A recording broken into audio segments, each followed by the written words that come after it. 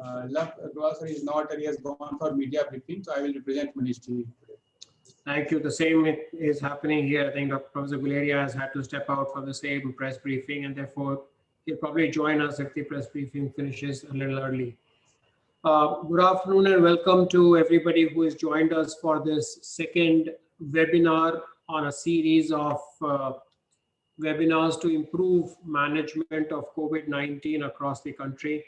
It's an initiative of the Ministry of Health and Family Welfare. It's called the Centers of Excellence Program. It's a continuation of a program which they started last year very effectively to spread basics on management of COVID-19, initially with state centers of excellence. And we've now brought on regional centers of excellence to expand this training and spread it a little more quickly. The first session that we had was on Friday, where we had a presentation from AIIMS New Delhi on the management of COVID-19, mild COVID-19 at home.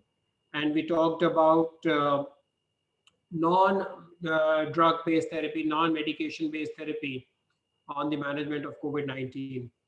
Our objective today is to start a discussion on drug-based therapies and what are the various medications that are to be used in the management of COVID-19. May I request Dr. Manish Suneja from AIIMS Delhi to please join the conversation if he's here. Good afternoon all, I am here, sir. Hi Manish. Is Neeraj also online? Dr. Neeraj Nishchal?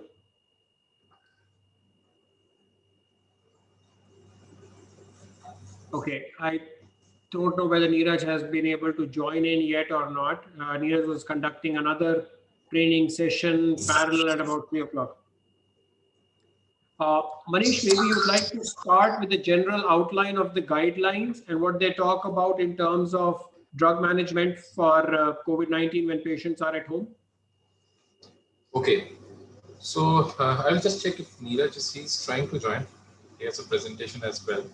So what we have new in our national protocol in mild patients, in addition to what we were doing previously, is that addition of an NSAID, that is naproxen, has been added in patients who are continuing to have high-grade fever beyond 5 days of illness, beyond 4 to 5 days of illness, having high-grade fever.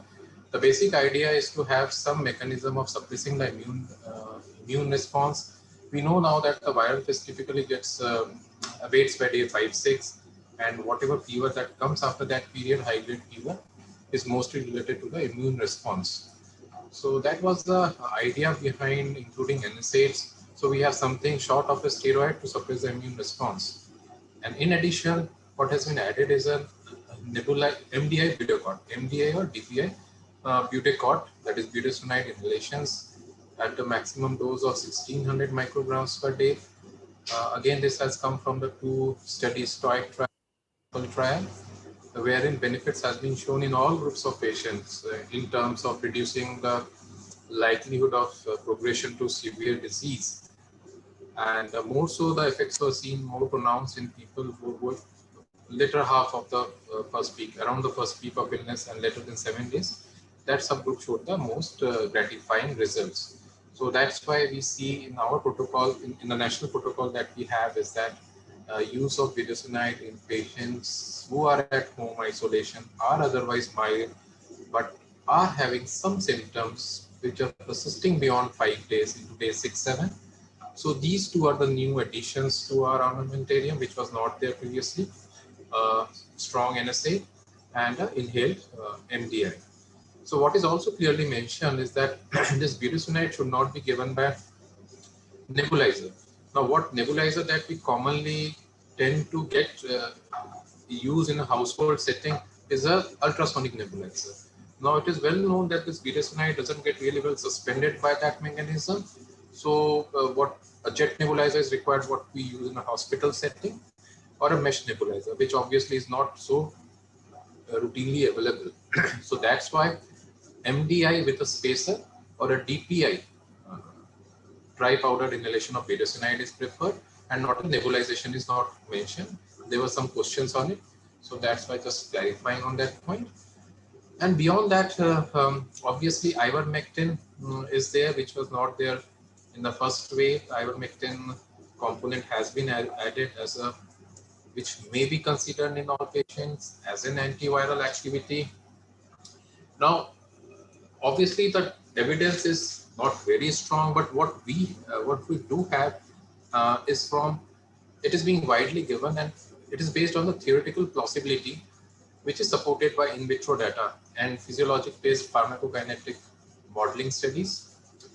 The available clinical studies, which are predominantly RCTs, have demonstrated reduced mortality and the decreased need for requiring mechanical ventilation. However, we must be very clear that the strength of evidence is low given the high risk of bias in these studies, along with serious imprecision. It was mainly due to low information size. Now, what we have now is that ivermectin may be considered particularly in patients who are symptomatic in the viral phase of the disease during the first 5-6 days of illness, particularly among those who have risk factors for high-risk disease. So these are the new SCQs continues in our national protocol. In addition, what has been added here is low-dose oral steroids, which has been reserved for a group of patients who continue to have symptoms despite the use of a good dose of anti-inflammatory drugs, that is NSAIDs, around day 5 to 7 of illness, along with MDI, budecort, budesonide. Those group of patients who continue to have a high-grade fever, cough. So these are the high-risk groups who may eventually land up in hospital with moderate COVID when they desaturate. Obviously, that will take some time, 3-4 days. So they give us this window of opportunity of 3 to 4 days, wherein we can suppress the immune response and prevent the progression to moderate disease, thereby freeing up the valuable hospital resources, the hospital beds and oxygen requirement. Now this has been time thinking about the fact that most of the studies that have shown the virus usually becomes non-replicable by day 8 of illness, day 8-9, the virus is mostly non-replicable, though the RT-PCR may continue to be positive for many weeks. So this was the idea behind corticosteroids that is given in the national protocol. That is, once the viral replication has stopped and the immune phase has started, and the immune phase may go unchecked, and then the patient will land up with pneumonia and with desaturation and oxygen requirement. To preempt that phase, I think this has been added, but always with a very with a caveat that it has to be in consultation with the local treating physician, and steroid, if it is used, it has to be used in a low dose form for a very short duration, 3 to 5 days. So this is in brief what were new additions to the medication part of management in mild illness. Thank you, Manish.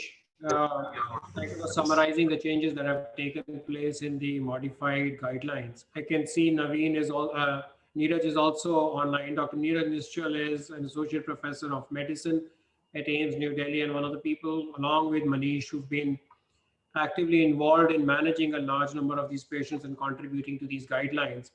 Neeraj was conducting another VC immediately prior to this, doing something very similar to what's being done here for physicians in Bihar. So thank you, Neeraj, for finishing that and joining here. And I'm going to hand over to Neeraj now to make a presentation on drug management of mild COVID at home. So it's over to you, Neeraj. Thank you, sir. And thank you, Dr. Manish, for basically taking more burden out of me, because you have very explained the basis of the changes which has happened in our home isolation guideline. And of course, everybody knows about the drug which can be used in this particular disease, but it's the timing of the use of drug that it actually decides what will be the outcome of the patient. So right drug at right time can actually save life. And we all have seen that it's progression of mild to moderate. That is the time when we can actually intervene and save life. So it's very crucial when to intervene. We should be very well aware of that. And considering that most of the patient, in around 80 to 85% of patients can be managed at home, that's why this aspect needs very, I will say, importance, because if we can manage these patients at home, the hospital burden will decrease. And if we can identify which all patients will require our care in hospital so that they can be transferred to hospital for appropriate treatment will save life. So in today's presentation, of course, what was done on during last program, which I guess was on Friday, there will be some overlap, but for continuity, it's important that we go through that particular aspect as well. So we all know the common symptoms of COVID-19, and that has to be re-emphasized again and again at community level, so that if somebody has any of these symptoms, that particular person should isolate and get themselves tested so as to stop the spread of this virus in the community. And especially those people who we all know 80% of cases are asymptomatic and are detected as a case of consequence of contact tracing or screening for other reasons. Among symptomatic cases, all the symptoms may not be present, and it could be a combination of various symptoms which have been described for this COVID-19, which in fact is similar to other viral illnesses. But since COVID-19 is basically upsurge of cases we are seeing, so most of these symptoms, if anyone has any of these symptoms, should be a suspect case of COVID-19 and requires testing. So whenever we suspect a COVID-19 patient or contact, you should test for SARS-CoV-2. If negative, observe and retest if symptoms persist or if patient develop new symptoms like shortness of breath and other aspects. If positive, we have to classify whether it's moderate or severe requiring hospital admission or mild. And with mild cases should be asked for home isolation, and they should be warned about the possible deteriorating signs, which include difficulty in breathing, dip in oxygen saturation, persistent pain or pressure in the chest, mental confusion, or inability to arouse, especially in elderly patients. All these are warning signs, and this should be emphasized to the patients going in home isolation. So what if I am positive? What all aspects should be taken into account?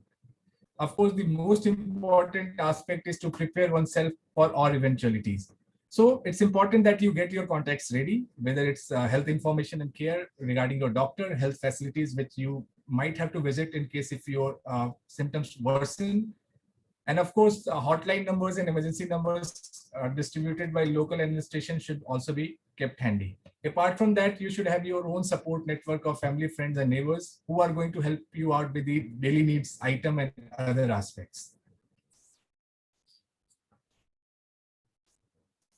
Stock up on supplies such as regular medicine, whatever medicines you have been taking, if you have some comorbidities, medical masks, cleaners, and disinfectant, because these all items will be required for during your stay for 10 to 14 days in home isolation. Prepare a separate room or isolated space and keep distance from others. It's important that the person who is infected should be isolated from other non-infected members of the family. Put in place a support network for groceries, transport, child care, especially those families who have a child. They should be taken care of in a way that they are not neglected and they are taken care of. Another regular essential, you have to plan what all and from where are you going to get all those essentials from. Get in touch with a doctor once you are COVID positive.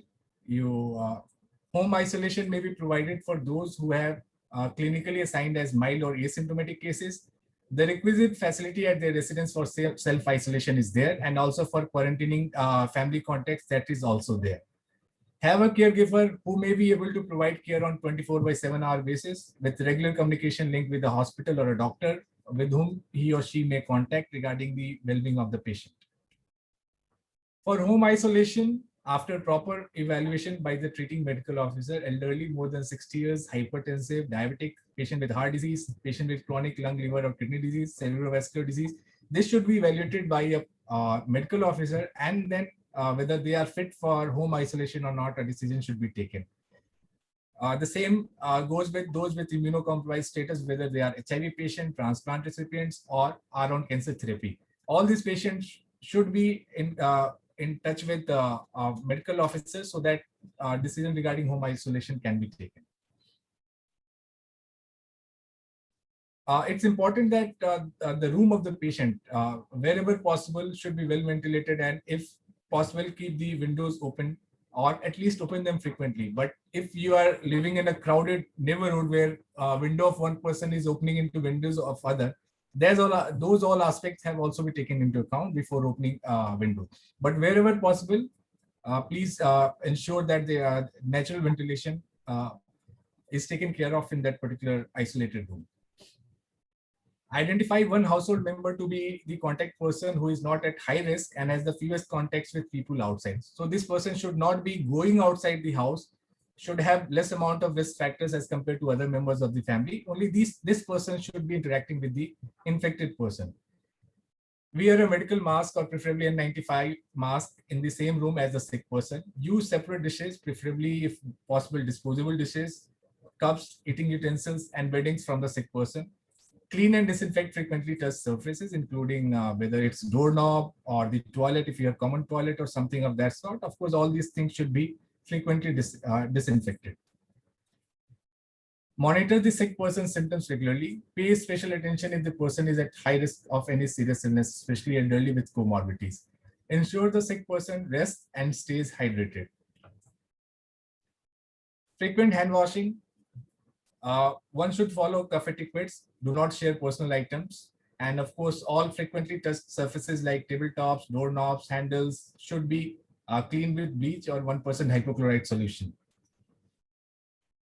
Use at least a triple layer mask at all times. Discard mask after 8 hours of use or earlier if wet or visibly soiled.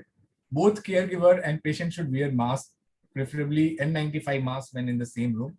Masks should be discarded in paper bags only after disinfecting it with 1% sodium hypochlorite solution. Perform hand hygiene after discarding these masks or any of the items which the infected person have used. Now, one of the most panicky situation is saturation of the patient. So proper use of pulse oximeter is the most important thing.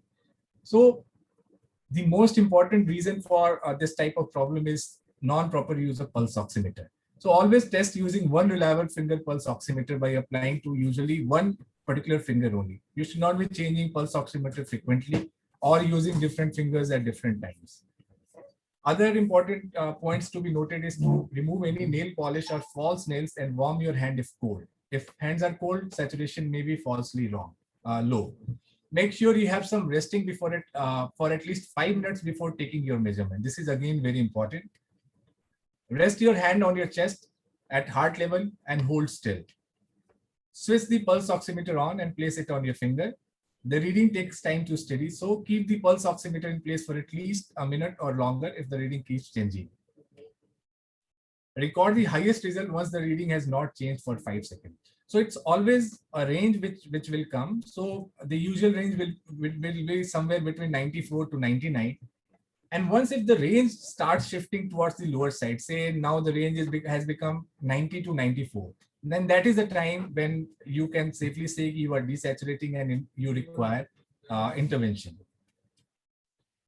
A monitoring chart should be prepared and daily monitoring of pulse, oxygen level, temperature, what are the symptoms are getting better or worse, what is the breathing pattern, that all things should be charted, and this should be shared with your doctor in whom you are in touch with.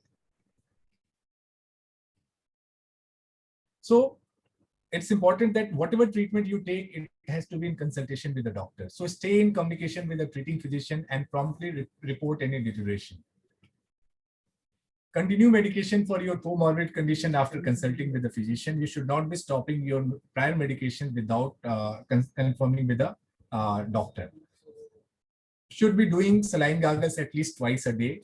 Whenever possible, do steam inhalation at least twice a day. These all are for symptomatic treatment. These misconception that this is going to kill virus, that is not the right idea. The right idea for all these maneuver is to ensure that whatever symptomatic relief you can get, you can utilize all these methods. For fever, normally paracetamol is given and can be given up to 4 to 6 times a day, depending on the requirement. If fever persists after consulting with physician, you can try other NSAIDs like naproxen, which can be given 250 milligram BD, can also be increased to 500 milligram BD in appropriate situation. Other symptomatic treatment like use of tablet cetirizine or levocetirizine for cough and cold can be used. Cough syrup like antitussives can also be prescribed depending on the requirement. The other treatment given for mild COVID in home isolation include have ivermectin, which most of us are using these days, and can be prescribed for 3 to 5 days to be taken empty stomach once a day. Inhalational budesonide can be prescribed if fever and cough persist beyond 5 days, and the usual dose is 800 microgram twice a day for 5 to 7 days, depending on the situation of the patient and what type of progression the patient has as far as disease is concerned. We have discussed about oral steroids. Oral steroids not indicated in mild disease, but in case the fever persists, there is worsening of cough beyond 7 days, then one should consult a physician for starting low dose oral steroid. It has to be remembered that steroids are not treatment for SARS-CoV-2. Oral steroids, in fact, if taken too early, can actually help this virus to replicate and survive for more than what we anticipate. So steroids can be used only if the fever persists beyond 7 days or there is worsening of cough, and that too in consultation with physician. Remdesivir should never be used or administered at home, and it's not required in patient with mild COVID. You have to seek medical advice, especially when there is difficulty in breathing, there is dip in saturation, which is less than 94%. Persistently, there is persistent pain or pressure in the chest, there is mental confusion or inability to arouse, or any other symptom which was not there and can be debilitating for the patient. So these are the aspects when you have to immediately seek medical advice for hospital admission from your treating doctors. The various steroids that can be used include dexamethasone, methylpred, or prednisone and prednisolone. So depending on the, you can very well see that the most potent anti-inflammatory effect is that of dexamethasone, and its duration of action is also long. So depending on that, the initial dosing may be 6 milligram per day. And methylpred is approximately 5 times more requirement. So equivalent of dose of that will be around 30 or 32 milligram methylpred per day. Similarly, prednisone and prednisolone in 40 milligram in divided doses. So depending on which type of steroid you are using, you have to dose accordingly. End home isolation after at least 10 days have passed from onset of symptoms or date of sampling for patients who were asymptomatic or pre-symptomatic cases, and should be afebrile for at least 3 days. There is no need for testing after home isolation period is over, and that should be emphasized to the patients. Other measures include the hygiene, which is again cleanliness is next to godliness. We all know, and for this particular pandemic, it is very important. You should know your risk to lower your risk. If you have comorbidities and other things, definitely you should be taking more care. Once you develop symptom, isolate yourself so that others in the family members can remain safe. And you have to seek medical help. Do not believe in social media forwards regarding treatment options, and you have to take medical advice before taking any treatment option. Stay positive, indulge in your daily routine physical activity wherever possible.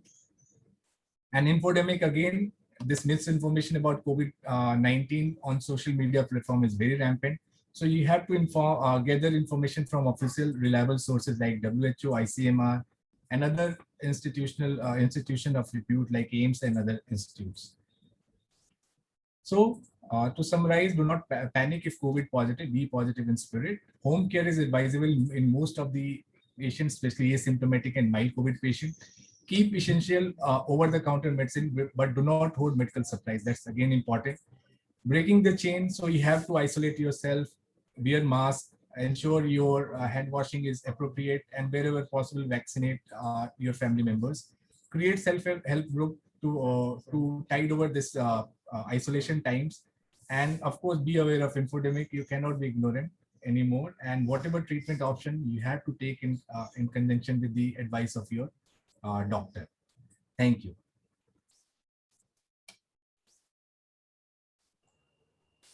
Thank you very much, Neeraj. That was an excellent summary of what needs to be done in home isolation in terms of medication. Before we go on to the questions that we have received on the Q&A and the chat box, I'd like to invite the panelists on the panel if they'd like to raise any comments or give their suggestions. Everybody who's on the panel is welcome to either raise their hands or just unmute themselves and give their comments. Do we have enough evidence for favipiravir or ivermectin? Ivermectin, it is being suggested in the presentation, but I doubt that it is really evidence-based. Okay, Neeraj, Manish, we took this up on Friday as well. I remember, Manish, we had this discussion on Friday as well. Maybe one of you would like to summarize it again. Neeraj, would you like to say, maybe Manish would. Manish is aware of the answer we had on Friday. So Manish, maybe you'd like to summarize. Okay, the thing is, yes, we are on a soft pitch here because ivermectin as such, we obviously do not have anything very conclusive as of now with any high degree of certainty of evidence, high grade evidence. But what we do have is a theoretical ivermectin being useful. Now, if we look at the Australian study, they suggested that a serum concentration is required 30 times of what we usually get with our dosing in clinical practice. 30 times the dosage is required to inhibit the virus completely, IC50 values. If you look at the pharmacokinetic studies, physiologic-based pharmacokinetic modeling studies, the ivermectin has 10 times more penetration, concentration in the lungs compared to the serum. So it is there that ivermectin does get concentrated in the lungs. So that is the theoretical part of it. If you look at the practical aspect of it, there are clinical studies and mostly RCTs have been done, mostly in Asia, which have reduced mortality, which shows that there is reduced mortality and decreased need for mechanical ventilation. Now, obviously, the strength of evidence is questioned and is labeled as low certainty of evidence because of the high risk of bias in these studies. And all of the studies have a very wide confidence interval due to the imprecision, due to the low sample size. So, taking in all the limitations that we have of the available studies, you can just check up also, there are living systematic reviews, even in WHO site and other places, which is including all the studies that they are being conducted and being included. Now what the summary is that the strength of evidence is low, but ivermectin probably has some protective effect in preventing progression to severe disease. So, and in the given circumstances that we do not have any other drug which has proven to be effective, favipiravir even doesn't have that level of evidence what ivermectin has. I would put ivermectin in terms of available evidence higher than favipiravir, and favipiravir has its own side effects, the pill burden, the GI side effects, the hyperuricemia and all other things there. Safety issue with ivermectin is not at all an issue. We know we have used even 10 times the normal dose that has been used 1 in a day. That has been shown to be pretty safe in human beings. Not an issue. There are initial signals that yes, it may be beneficial, and we are buying just whatever beneficial it may be, whatever little percentage benefit that we may get, in absence of any proven therapy that we have. So another small point which was missed in the discussion was many physicians, they advise awake proning, self proning in these patients. Again, the outcome is not consistent and not long lasting. It probably provides only transient improvement in the saturation. So it is not included, though it is a debatable point. So what is your take? Generally, I don't believe that it is working. This is my personal opinion. So let me just clarify another point here.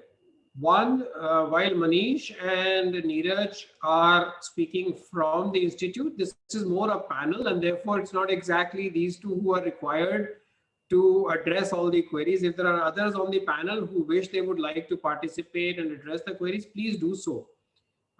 So we would like to generate a discussion among everybody who's on the panel, because everybody clearly has experience, and your experience, sir, obviously contributes significantly to what everybody else would be doing.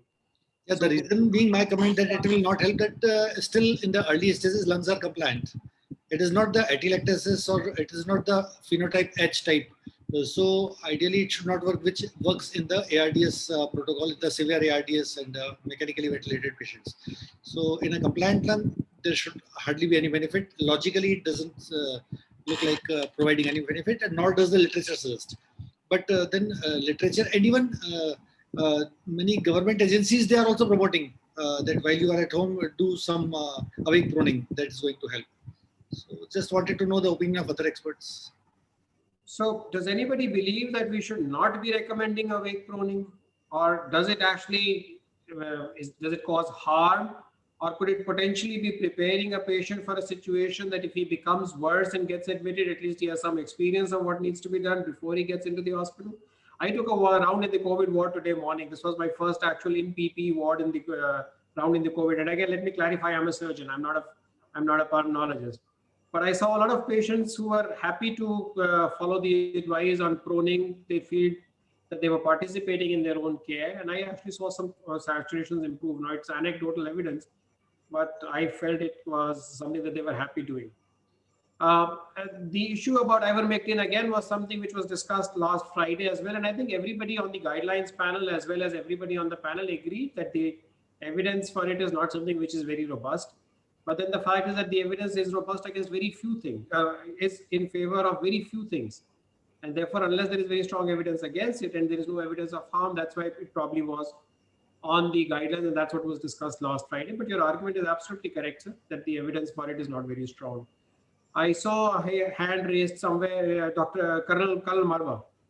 A wonderful talk, sir. Thank you. I had a comment regarding the timing of use of budesonide.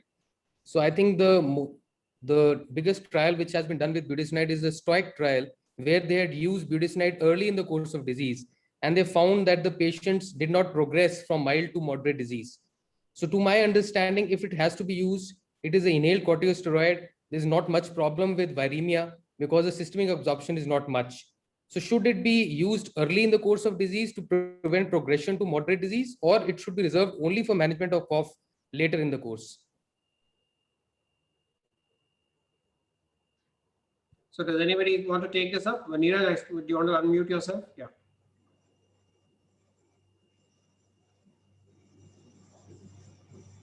Can somebody unmute his mic? I don't know whether he's able to do it himself. Yeah.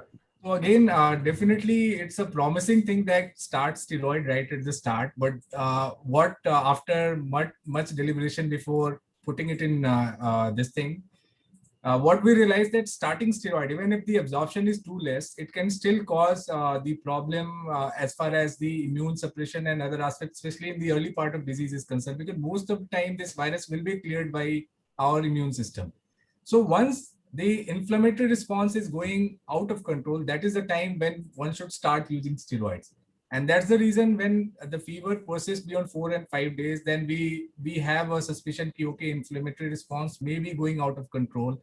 And the first inflammatory response that needs to be controlled is at the local site, where this inhaled budesonide may be of role. And once if it is not controlled by that, then the role of systemic steroids come into being. So the panel felt that giving steroid, even if it is inhaled, in the early part of disease may actually not help, especially when there is no cough or any respiratory tract symptoms. So that's what was our take, and Dr. Manish would like to add on that. So I'll just like to add what Neeraj said. So we look at the STOIC and the principal trial. Yes, you rightly said the largest trial. But if we look at the subgroup analysis of it, the most of the benefit was in the patients who were started late. It was throughout, benefit was seen throughout in all patients, but the odds ratio were higher among those who were started 7 days and later. So probably, yes, we know use of steroid. Now 70 to 75% of patients would have their symptoms remit by day 5 of illness. So really need not do anything there. The basic idea, I don't know whether steroids are acting as an antiviral, don't think so. It would be acting as an immune modulator. Now immune phase which starts after day 5, 6, 7. So probably that is the right time to wait. But this obviously is something theoretical. We do not have evidence, trial-based evidence to talk about it. But probably we walk a thin line of evidence as well as theoretical benefit that may be there. So initially used, it may just, we know using budesonide may increase the risk of infections in the throat and the viral replication may get triggered. We don't know about that for sure. But yes, that is a prudent approach, I think. Dr. Bhatia, you wanted to say something? Yeah, this inhalational steroids will help in some subjective relief if there is severe sore throat and cough because of its anti-inflammatory local action. It will provide some benefit, but it cannot prevent the progression of the disease, and probably immune suppression should not be that much. So I probably would advise only if there is irritating cough, sore throat, severe troublesome sore throat, then yes, it can be given probably. Right. Thank you for your inputs. Anybody else on the panel would like to bring something up before I take questions from the chat box? Yeah, Starting- this is Dr. Satyajit Mishra from AIIMS Bhubaneswar. Right. Sir. Regarding Dr. Bhatia's question on whether awake proning really helps. I mean, if you look at the basis for proning, it is to improve the ventilation to the dorsal segments of the lung, which otherwise don't get ventilated when a patient is lying supine. Now, when the patient is prone, the ventilation is improved to the dorsal segments, and the perfusion still has a preference for the dorsal segments. So the whole idea is to improve the VQ matching. And when we are dealing with saturations, which is borderline around 94 or so, so it's definitely a good step. There may not be any great, evidence in favor of awake proning in the sense that there are no hardcore trials designed for this. But I think that as a measure that a patient can do on his own, and the fact that there is no harm to this, I don't think there's no reason why we should not promote this. Yeah. Because the whole idea is to improve the VQ matching, and the prone position does that. Regarding the other part, the compliance and the other things, that plays a greater role probably when you're ventilating these patients, because in the early stage of the disease, we say that it's a compliant lung, so you can just go ahead and ventilate with a regular mechanical ventilation. So that plays a role when you're ventilating these patients. But proning, I think, as a measure to improve a VQ matching is just fine, and if the patient can do it, I don't think it should be a problem. Right. Thank you, Dr. Bhatia. Maybe just one last comment on this. Yeah, before we go on to some. problem is- don't want to make it. It is not indicated. The problem is not there, but the effect is transient. That the literature says the effect is very transient, and it does not last long. First of all, secondly, the VQ mismatch problem is when there is H phenotype, not the L phenotype early stages when the lungs are compliant. That is my only take. And when the lungs become heavy, non-compliant, of course it will work. Perfect. I think we'll stop this proning issue at the moment. I think one thing all of us have accepted it. We've only had a year's experience in managing COVID, and expecting evidence of the kind we look for, even when we give something like statins where 30 years, we don't know whether the evidence is for or against it. So assuming that you're going to get strong evidence in favor of something in a year's management, maybe expecting a bit too much. To a large extent, what we're hoping for is we have evidence it doesn't harm. We have evidence that theoretically it benefits. We have some evidence that it may benefit, so let's try it. I think that's what most of us are working on in the management of COVID. We're not really looking for level 1 evidence for everything. It's very difficult to get it in a year's management. But everybody has very valid points. That's the whole idea of this platform. Let's discuss what are pros and what are cons, and then use judiciously what we think we should use. I'm going to move on to some of the questions on the chat box, because we'd like to address them as well, as many as we can. So the home isolation duration has been decreased from 14 to 10 days. Why was this done? Are we okay with 10 days? It's in the guidelines, so we obviously are okay with it. But would somebody like to address why we dropped it from 14 to 10? Okay. It's okay. So everybody agrees with that 10-day, and they're okay with the guidelines. And that's what the CDC has had on their website for a very long time. So I think it's just falling in line with everybody else. All right. Then the next question is on use of piroxicam. What would the panel believe on the use of piroxicam?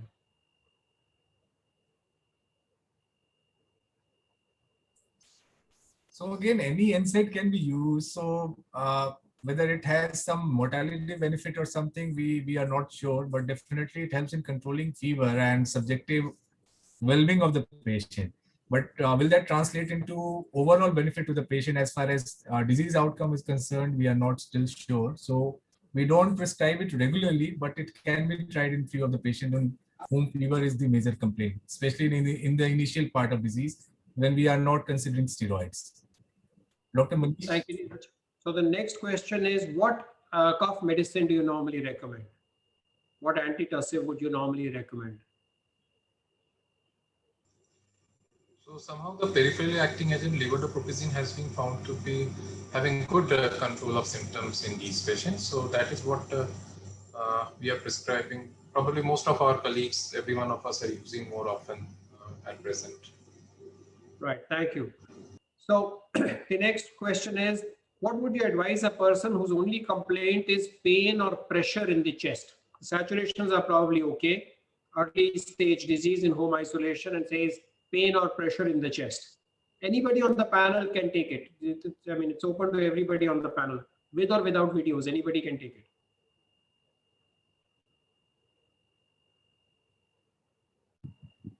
Probably it was reflecting the increased work of breathing. Though the situation may be normal at this point of time, but this heaviness and pain might reflect the this increased work of breathing. And secondly, maybe some have to look into myocardial injury if it is associated with maybe ischemic and something like that. So normally, patients should be properly observed, monitored. It should not be ignored. The symptoms should not be ignored, I guess. So this person should require a reconsultation with his physician if he is in home isolation and shouldn't be ignoring it and trying to manage it himself. Yes, sir, it could just be the first sign of undergoing inflammation of the involvement of lung parenchyma. So this should not be ignored at all. And most of the patients also sometimes start complaining of cough as well. So these patients should be actually monitored more closely, because we are seeing such patients, especially those who are in home isolation, in touch with us. They are complaining and they have chances of actually progressing further.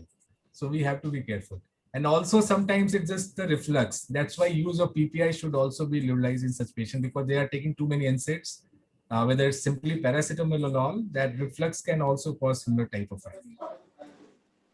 All right. So the next question is on FabiFlu. For how many days should we take it if we are taking it? So I don't see too many people here prescribing FabiFlu. It's not on the guidelines, and therefore, does anybody want to give an answer? If you're taking yes, sir, Dr. Joshi. Yeah, FabiFlu has been included in the guidelines of Government of Maharashtra, and they have recommended the dose of 1800 twice a day on the first day, followed by 800 milligrams twice a day for another 6 days. The recommendations are for 7 days, and then which can be continued to 14 days as well.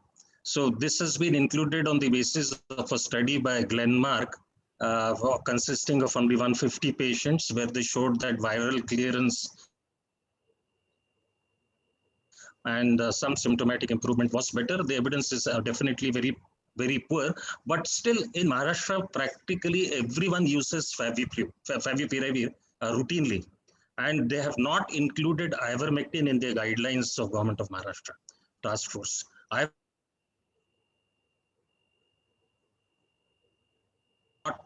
In Government of Maharashtra guidelines. So there is some confusion. So many of us use both. If a person is symptomatic in the first week, I use favipiravir as well as ivermectin, because I'm not sure which one will work. And if the patient has no contraindication, I don't think there is any harm in using both of them, because a good antiviral drug to be used in early stages. Okay, thank you.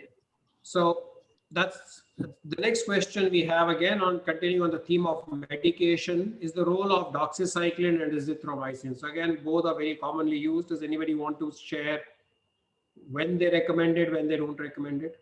I think they are not recommended in the guidelines as well, and we need to use, we should not be routinely using azithromycin or doxycycline because it's a viral disease. That should be known. But then it has gone into the patients start demanding these kind of things. Azithromycin, they want some antibiotics. This is coming from the patients now. The problem is there was a very good article which showed that in fact azithromycin in the first week in COVID did more harm than good. So we should not be using these antibiotics as a routine, unless and of course where you're suspecting an additional super infection, which is very, very rare. Right, thank you. Now the next question, continuing on medications, is the use of rivaroxaban in diabetics. Any experience? Anybody wants to address that? So routine use of anticoagulants, especially in home isolation, unless clearly indicated for some other reason, should not be prescribed. Most of people do prescribe this, but I think it can cause more harm. A lot of people complain of epistaxis and hemoptysis once we start these medication. So those who are in home isolation, who are asymptomatic, mildly symptomatic, just because they have comorbidities does not mean they will require anticoagulant. So I think that should not be practiced, and of course it's open for discussion. I like to answer this. Majority of people who have been discharged from the hospital and whose D-dimer levels are high, and those who are at high risk of developing cardiovascular events are usually prescribed this rivaroxaban for a period of 3 weeks after their discharge. So this is the routine practice being done in the part in Nagpur and around. In Maharashtra, I can say that. So at home isolation, rivaroxaban is not, which is usually in home isolation, which is usually in the first week, or say in patients who have mild symptoms or asymptomatic patient, absolutely no role of rivaroxaban. Thank you for that clarification. Now the next question, yeah, do you wanted to say something, Colonel Marwa? Yes. So the Anti-Thrombosis Society has recommended, and that's what we are also following, that if the patient has had a severe disease, has required NIV or ventilation, so there is a graded ambulation at home. So these patients, it is recommended to give anticoagulation for 4 weeks post-discharge, because it's a prothrombotic disease, and many a time we are seeing pulmonary embolism post-discharge as well. So for mild to moderate disease, it is not recommended. Severe disease, where the patient's return to ambulation is going to take some time, they have comorbidities, and there's a high risk of pulmonary embolism and sudden death at home, it is recommended that one should give this when the patient is being discharged from hospital. Thank you. So we'll move on to the next one here. And this is again coming back to ivermectin. When should you be starting it if you are starting it?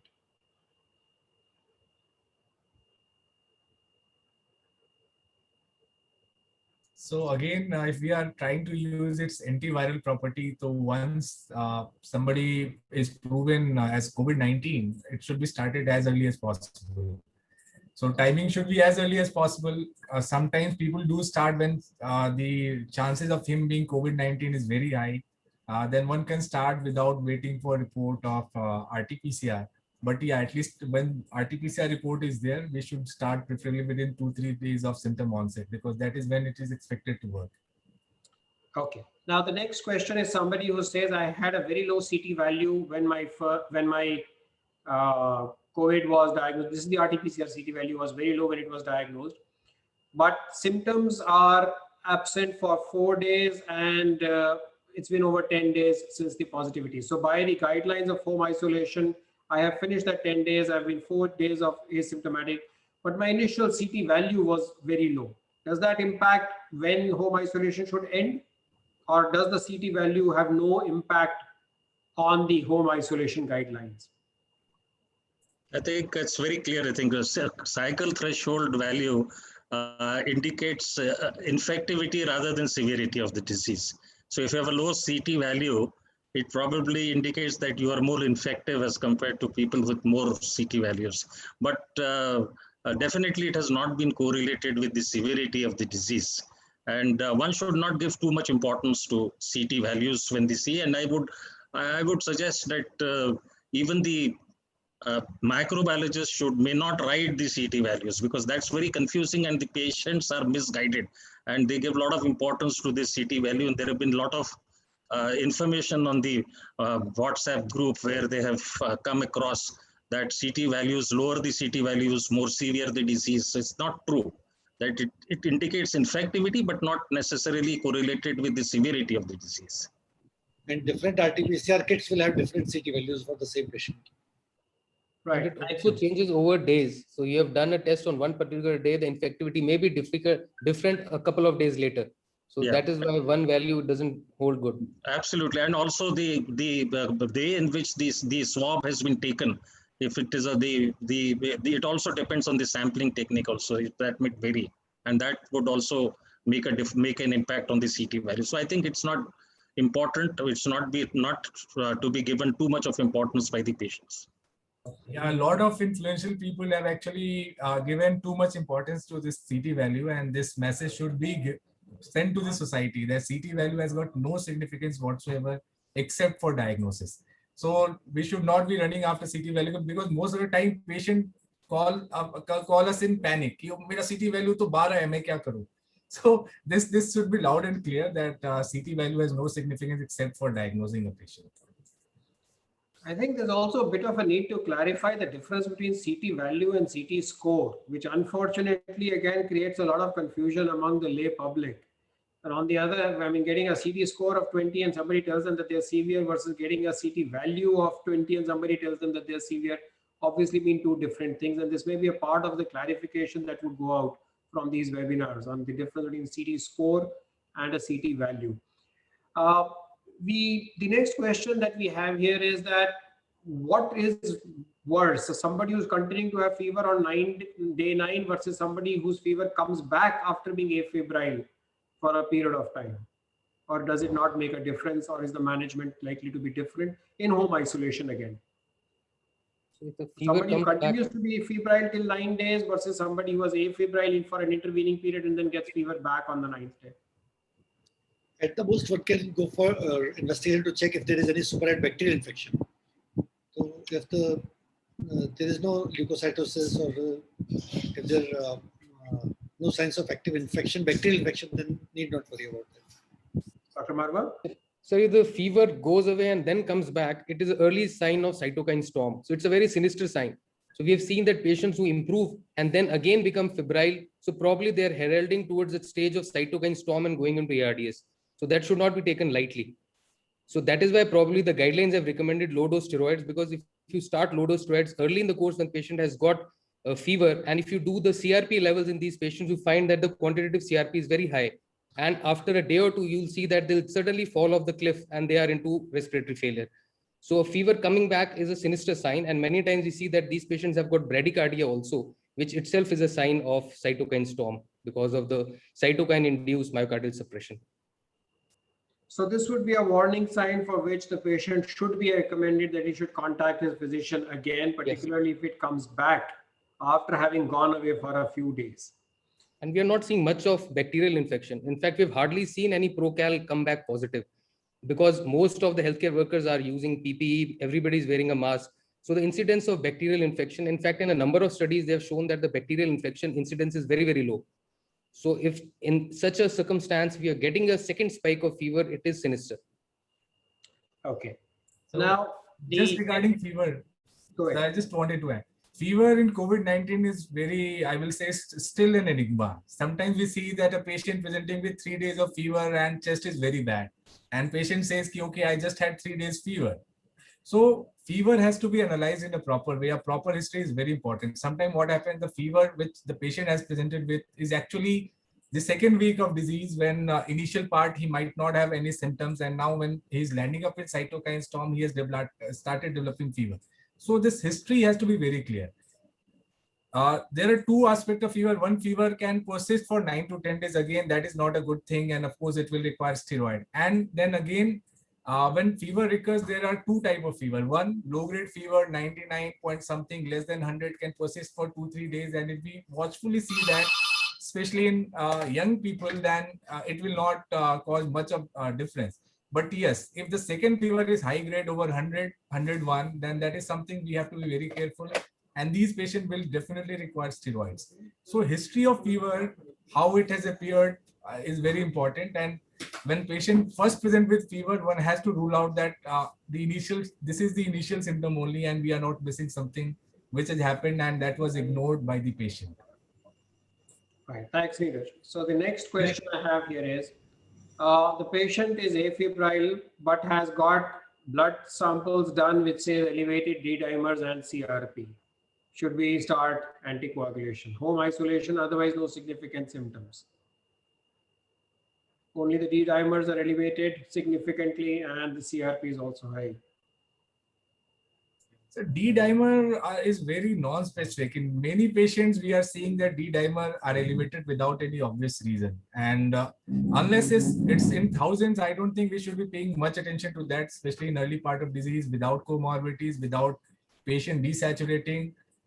This should be seen in parlance to the clinical picture of the patient. If patient is completely asymptomatic, no fever, no cough, then even if D-dimer is high, we should be, most of the time, if somebody is dehydrated, even in those samples, D-dimer may be high. So we have to see the clinical picture of the patient before deciding anticoagulation. Just because D-dimer is slightly raised, one should not be starting anticoagulants. Right. Now, the next question here is somebody who's again in home isolation on regular supine position, the saturation is dropping below 90, but on proning comes back up to above 93, 94. Does this patient need to shift to the hospital or not? I can see one nod and one shake, so obviously we can have a discussion on this. Tea time. Yes, sir, carry on, please. Yeah. So if the saturation is coming back or going down after the patient becomes supine, that means only a transient rise in saturation that's happening when the patient is supining or when he's proning himself. So at this point of time, as long as it's over 90%, it should not really matter. He can continue to stay at home, especially if he has some oxygen therapy at home. He can continue to do so, use the oxygen therapy. Otherwise, he does his regular proning every 2 hourly cycles of lateral, prone, lateral, and sit up. So with this, he can continue till his sats are less than 90%. But having said this, the patients should stay in their bed for long periods at home. A lot of times we see that patients deteriorate once they move out of bed, go for a bath, or use the toilet. So one thing has to be told at home, that they have to be strictly at bed rest, and everything, all their needs have to be catered at the bedside. So as long as you do that and SATs are above 90%, I think you can continue to stay at home. In the meantime, look for a hospital and have something up your sleeve. I would agree, sir. And also steroids can be added. As the saturation is less than 94%, many times we are seeing this paucity of beds. We are starting steroids at home for low saturations, and it comes up with the home therapy. Dr. Kushwaha, yes.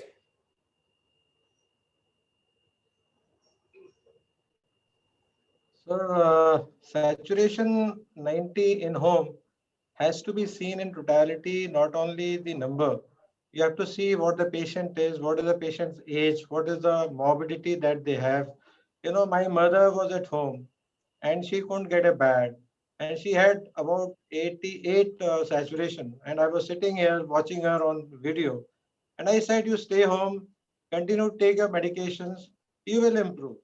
And with that saturation 88, 90, 88, 90 easily, within 3, 4, 5 days, she has recovered her complete symptoms as well as her saturation.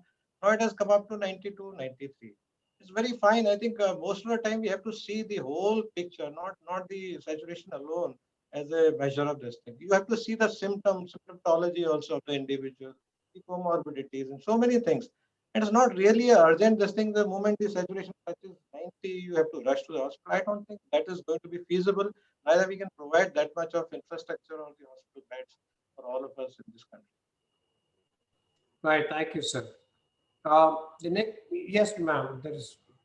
Yes, sir. In the previously referred case, should we take the help of imaging like HRCT thorax? Because at home the patient is desaturating is not a good sign.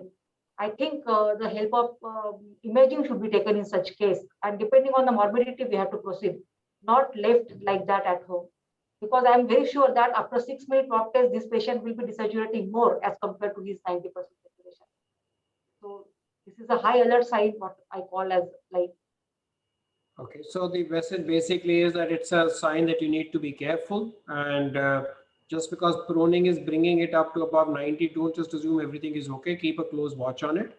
And if it seems to be going down regularly, then maybe you need additional intervention or contact your doctor if he needs to do imaging for it. The next question that we have here is on the tapering of steroids. So if we're giving steroids at home, do we need to taper them before we turn them off, or can we just stop abruptly?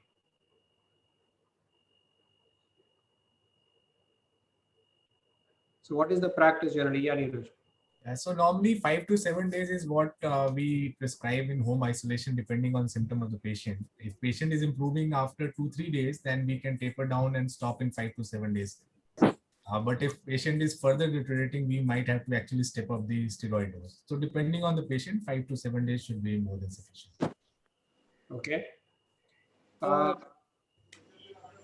This is Dr. Amrusha from Nagpur. I had earlier logged out for some technical reasons while we were talking about the steroids. Actually, I'm not sure if this was covered then, but I think it is really important for us to understand that as much as we are depending on the benefits of steroids, we majorly need to understand the problems that we may have because of unnecessary use of steroids. We are already seeing a pandemic of mucormycosis, and a lot of my colleagues with whom I'm in touch with, and we know that there are several GPs and other doctors who are giving steroids to patients with mild disease. just randomly giving steroids. They're even seeing patients coming with AVN even in the younger age groups. So I think it is extremely important that we understand that we don't misuse steroid and use it only for the indicated patients and only for the indicated period of time. Thank you. So that actually addresses another question which I was about to take up next, that are there any side effects of steroids if taken on the very first day? So you made it very clear that just because steroids bring your fever down and bring the inflammation down, that doesn't mean that they come without harm. And you cannot be just giving steroids to anybody and everybody on day one. There is a specific indication for those that has to be followed. Can I add in here, please? Yeah, sure, please, Manish. Yeah, regarding this question on for use of first day steroids, theoretically it should be given because it will prolong the viral replication. Practically in the recovery trial that we see, patients who were given steroids early on without the need for oxygen, they actually fared worse. So yes, we should not be, that should be very clear. And that's why if we look at the wording of the protocol, I think it has been worded appropriately. High grade fever, severe cough, beyond 7 days, and in consultation with the physician. So ma'am just talked about our concerns, which is concern for every one of us. And this is very rightly, I think. We need to really emphasize that this is done at all levels of care. Yes, and I really believe that we should absolutely emphasize in whatever ways we can in our guidelines about the steroids, because here in Nagpur, the experience that we are having significant number of mucormycosis, and they're coming at a very late stage. One of the patients that was admitted with us who received just 5 days of steroids already has mucormycosis and is going to have a debridement today or tomorrow. So we really need to be careful about this. Right, thank you. So there are some questions which are actually repetitions of previous questions, but I'm just picking up one or two of them because I think they're worth repeating. So there's somebody who says was diagnosed with COVID based on an RT-PCR, took some medications, repeated an RT-PCR for whatever reason, and now got a CT value of 16. So does he now start from 0, or what happens to him? So he's asymptomatic, took medications, but got an RT-PCR done again, and it came back positive with a CT value of 16. So how long does he continue to be isolated now? Knowing that this could be non-replicative virus, knowing that this is something which could happen, does the CT value help you in deciding how long the isolation should be? And I think your answer was very clear in the beginning that it doesn't make a difference. All right, we're going to move. Whether that patient has some comorbidity can also help us in guiding, because those who are immunosuppressed may have prolonged viremia. That is a known aspect. So we have to take into account that also. Right. So unless there is comorbidities or immunosuppressed state, it may not mean much, but of course you will need to consult a physician before you say this is okay. Now that you've got a test and a value, you need to consult somebody to understand its interpretation. The next question, again, staying on the drugs, is role of oseltamivir. Is it being used and does it have any value? Universal shake of heads, I think, across the panel. If I can add here. Please. So what we have is a routine surveillance among the samples being collected, a proportion of it being tested for influenza viruses. So as of now, we don't see any spike, in fact, any case of influenza among in the last few months. So it is a very important question. We have to be prudent and we must be having a mechanism of surveillance. So let's say 5 or 10% of our samples coming for COVID testing, we also get tested for influenza, those group of patients. So if we start picking up influenza, if we are in that period of the year, yes, in different parts of the country. So if we are in that part of a period where the influenza is coming up, maybe oseltamivir may also come into picture. All right. So then the next drug that a question has been raised about is montelukast. When, how much, and to whom? Again, all home isolation.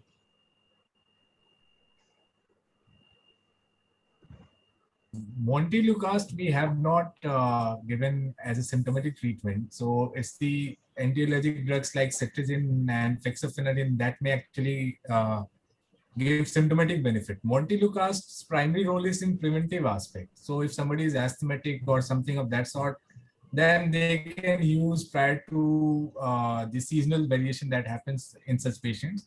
But in COVID-19, I don't think it has any role, and we are not prescribing it routinely. Though the combination of levocetirizine and fexofenadine most of the time have montelukast, which I feel is not appropriate. I see a lot of questions here which are now, I have this, we have this. So it means that the link has possibly now gone out to patients more than physicians alone. We had more than 950 people attending just the Zoom platform. So I have a feeling that a lot of these questions are now being raised by patients directly.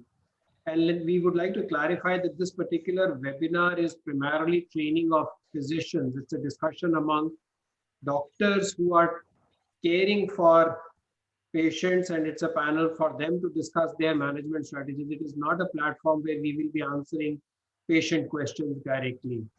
And therefore, we will be skipping a large number of questions that are on this panel, which are all relating to personal problems. Let me just run down this to see if there's anything else that we have to take right now.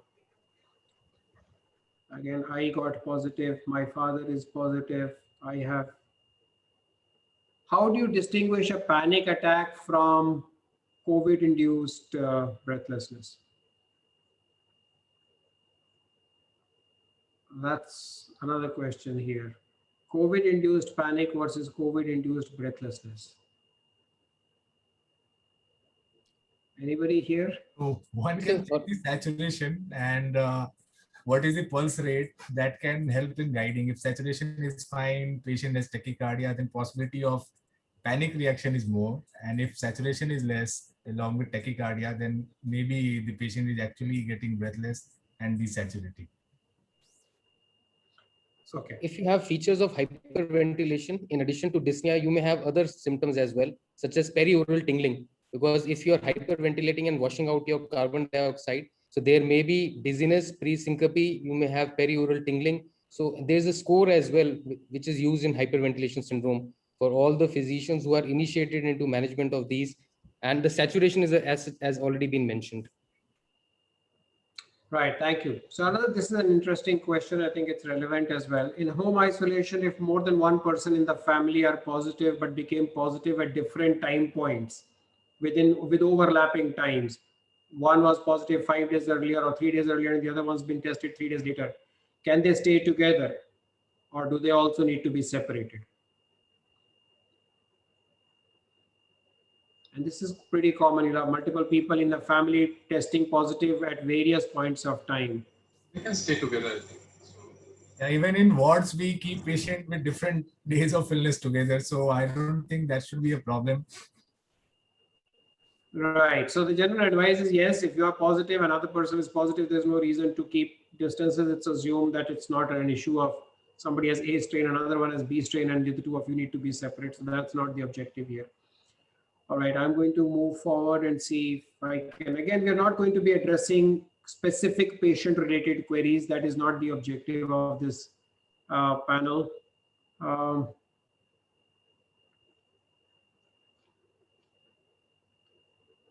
Okay. I don't know whether this panel has any experience on this. Aspidosperma Q, something called Aspidosperma Q, a medication. I didn't take up questions on coronal. I was pretty convinced nobody on the panel wanted to answer those, but this is something I'm not aware of. All right, it seems nobody on the panel wants to address this question, so we'll move on. It's not something that they are familiar with. I'm still running down. Many of these are, can steroids be continued beyond 7 days in home isolation? Or should they stop at day 7 after 7 days in home isolation? I think Manish, no, Neeraj addressed this a little earlier, saying that at times you need to continue for much longer. And of course, if you're hospitalized, it would continue for even longer. So there is no fixed deadline as to when steroids. Am I right, Neeraj? Yes, sir. So only if the symptom is progressing, then only the steroid might require to be extended. And in that case, mostly these patients will require hospitalization. So depending on the situation of the patient, one can take a call. It's not a sacrosanct after 5 days you have to stop. You have to take a call based on the symptoms of the patient. Right. Again, a lot of individual questions. Okay, one more question which somebody might want to take note of: colchicine. Any experience? Anybody would like to comment on that? Colchicine, one trial long back did show that colchicine is basically an anti-inflammatory agent and used to You can type that. So basically, if a patient has on high dose steroids and still continues to be having high inflammatory markers and deteriorating, and or he's a diabetic and his blood sugar is getting highly uncontrolled, in this situation, when the blood sugar is not being controlled and we cannot and steroids are not working properly, I think doses of 0.5 milligrams of colchicine twice a day may have some effect, anti-inflammatory action, and may help in cytokine storm. Of course, there are a lot of other negative studies as well. So there is no, but that colchicine actually saved lives just like steroids did. So there is some role, I think, of colchicine in selected patients where the steroids have been either have a lot of side effects or have some or they are not working so well.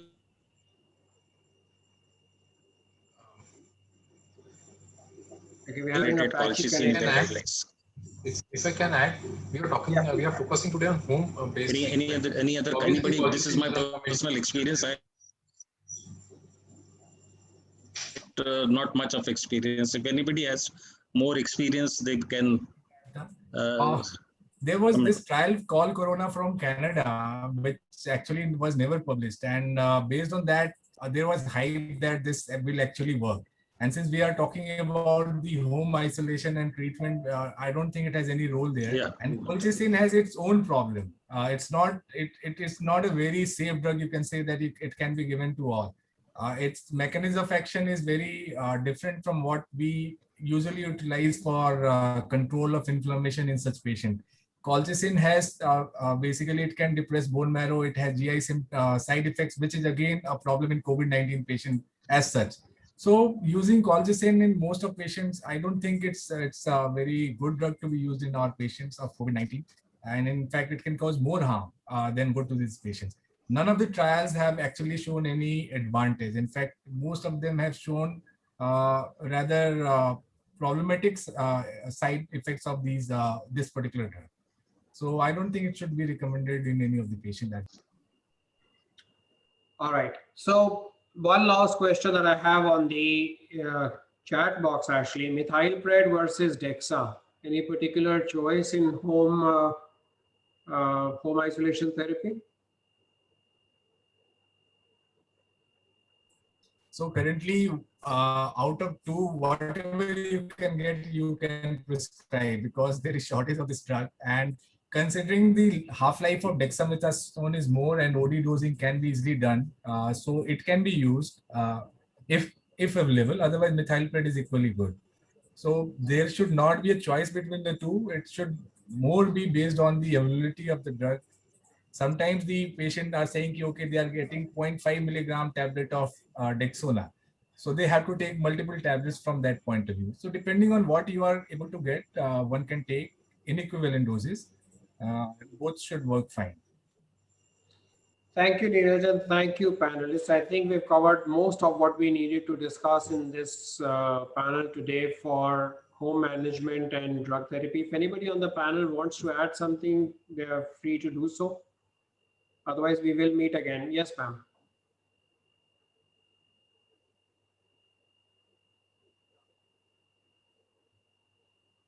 You're still mute, ma'am. We can't hear you. Sir, I want to know the step up in the treatment for inhaled budesonide to the remdesivir in a case with persistent fever in the mild cases now. What is our threshold? Because most of the patients, they come to us after 4 to 5 days after taking ivermectin and doxycycline. And now the choice is between inhaled budesonide and was going to the remdesivir. So what is the time lag? After how many days we have to try one drug and then second drug and the third drug? Because remdesivir to be used, now we have a 10 to 14 days timeline is there. So how to go for that? So ma'am, let me just clarify a little bit here. Remdesivir has a whole webinar to itself later in this week. So we'll avoid the Remdesivir questions today and we'll take it up when we do the Remdesivir. That's on Friday as per the current schedule. Dr. Joshi. You're mute, Dr. Joshi. We can't hear you. Okay, just a small question about query about controversy about its use of steroids. We all know steroids should not be used on day one. It is being rampantly used, but there is a situation even in home isolation when we do inflammatory markers, they are markedly elevated. Patient is not desaturating. He has a CRP of say about 48 or 50, and LDH and ferritin levels are high. He has fever in the first week itself. Is there any role of steroids in this circumstances where the patient has high inflammatory markers and probably after 4 or 5 days of fever, not only inhaled steroids, we know that has been recommended, but what about systemic steroids in a patient? Again, history of that patient. Steroids in patient who is otherwise not. So yes. So we are talking about first week of illness, day 5, 6, 7. So as Neeraj yes. So what we are, I think what the thought process was behind it, to use steroids after the viral replication, that is day 8 and all. Prior to that, that's why this naproxen has been added, or any other NSAID for that matter, to have an immunosuppressive effect, but not not as strong. Okay. Probably that was the thought process. So currently the guidelines that I think we are following is use of NSAIDs when there's high grade fever, day 5, 6 of illness. I think if I got the question right. Thank you, Manish. Anybody else would like to have any closing remarks before we close for today? Yes, Nigrams. Sir, can we consider adding famotidine for non-hospitalized mild COVID-19 cases? Like, is there any evidence on famotidine? As it has been used in some of the states, even put in the treatment protocol also. Well, again, the evidence. Yeah. So there was a systematic review, a small one, few hundred patients, and really for definitive answers, a much larger trial or data is required. So in last 1 year, nothing of that sort has come. And in major guidelines that we see across the world, I don't think famotidine is being promoted anywhere. I do see in some places it is being used. As of now, it is not in any of the major guidelines per se, as far as we know. Thanks, Manish. So I think we've had a very fruitful discussion again today. And with these two webinars, we close the discussion on home isolation. The next meeting that we have tomorrow will be discussing more about convalescent plasma. And I request you all to join in again tomorrow. Tomorrow we'll be doing this at 3 p.m. instead of 4 p.m. today. And we'll have the webinar again at 3 p.m. tomorrow. So thank you everyone for joining in, and we look forward to seeing you tomorrow. Thank you, Neeraj, and thank you, Manish, particularly for addressing a lot of these questions. Thank you all. Thank you, sir.